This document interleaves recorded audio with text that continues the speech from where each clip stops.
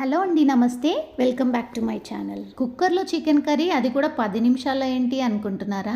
అవునండి, చికెన్ ముందే మ్యారినేట్ చేసి పెట్టుకున్నారంటే 10 అంటే 10 నిమిషాల్లో చాలా tasty chicken gravy curry prepare చేసుకోవచ్చు. మరి అది ఎలా ప్రిపేర్ చేయాలో చూసేద్దామా? ముందుగా చికెన్లో ఉప్పు, కారం, పసుపు, అల్లం వెల్లుల్లి పేస్ట్, అలాగే కొంచెం పెరుగు, నిమ్మకాయ, ధనియాల పొడి, జీలకర్ర పొడి, అలాగే గరం మసాలా మీ టేస్ట్కి తగ్గట్టు కలిపేసుకొని 1 to 2 అవర్స్ మ్యారినేట్ చేసుకోవాలి. ఇంకా ఓవర్ నైట్ మ్యారినేట్ చేసుకుంటే చాలా టేస్టీగా ఉంటుంది.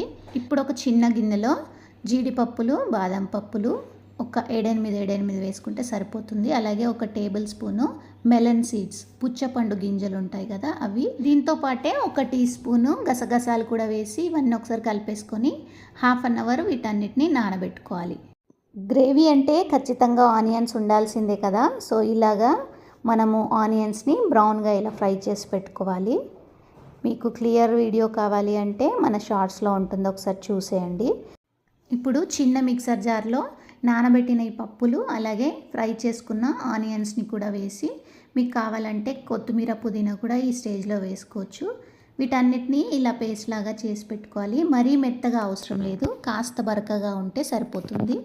ఇప్పుడు ఒక కుక్కర్లో ఆనియన్స్ ఫ్రై చేసుకున్న ఆయిల్ కొంచెం వేసేసుకొని, ఇప్పుడు అందులోనే మ్యారినేట్ చేసుకున్న చికెన్ కూడా పెట్టేసుకొని, అలాగే ఈ గ్రైండ్ చేసుకున్న పేస్ట్ ఉంది కదా అది కూడా చికెన్లో వేసేసుకోవాలి.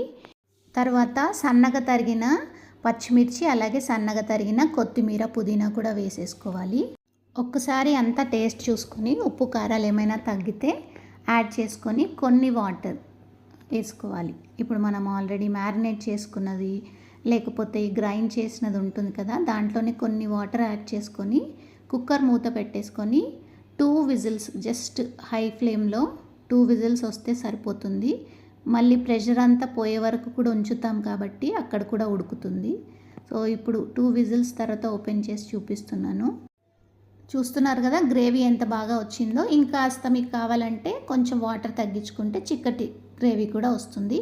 చికెన్ పీసెస్ కూడా చాలా స్మూత్గా ఉడికాయి, మీకు చూడొచ్చు వీడియోలో. సో కొత్తిమీర జల్లేసుకుంటే చికెన్ గ్రేవీ కర్రీ రెడీ అయిపోయినట్టే. మరి ఈ వీడియో మీకు నచ్చితే మీరు ఒకసారి ట్రై చేసి చూడండి. అది మీకు ఎలా కుదిరిందో కామెంట్ బాక్స్లో కామెంట్ చేసి చెప్పండి.